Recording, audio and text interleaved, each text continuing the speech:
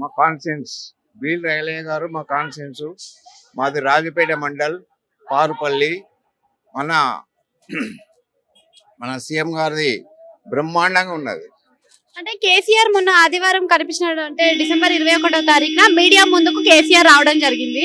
వచ్చినప్పుడు ఇప్పటి నుంచి ఒక లెక్క, రేపటి నుంచి మరొక లెక్క ఉండబోతుంది, తోలు తీస్తాం, ప్రతి ఒక్కరిని నిలదీస్తామని అన్నారు కదా. అదేనండి, ఒకటి ఏంటంటే అది రాజకీయము.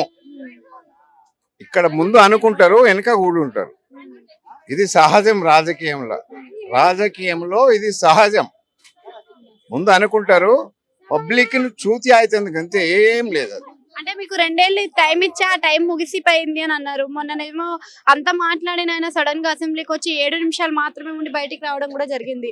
అంటే అంటే మీడియా సమావేశం కోసం, అట్రాక్షన్ కోసం మాత్రమే అది చేశారు అని కొంతమంది అంటున్నారు. మీరేమంటారు? ఒకటి ఏంటంటే 2 ఏళ్ళ టైం ఇచ్చిండు, దిగిపోవాలంటే ఆయన దిగిపోమంటే ఈయన దిగిపోడు. పబ్లిక్ దించాలి, పబ్లిక్ అనేది దించాలి. పబ్లిక్ లో అంతటా కూడా మన రేవంత్ రెడ్డి గారు చాలా బాగున్నాడు. ఆయనకి ఇలాంటి, నాకు తెలిసినంత మటుకు ఈ 5 years మాత్రం గ్యారంటీ, అది గ్యారంటీ నేను ఇవ్వగలను.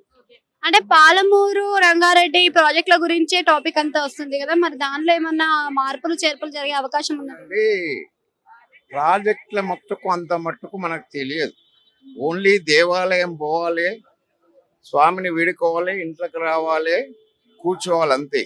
నేను అర్చకుణ్ణి, శివాలయంలో అర్చకుణ్ణి. ఒకటేంటంటే దేవాలయం పోవాలి, ఇంట్లోకి రావాలి, టీవీ కూడా పెట్టుకొని కూర్చోడాలి.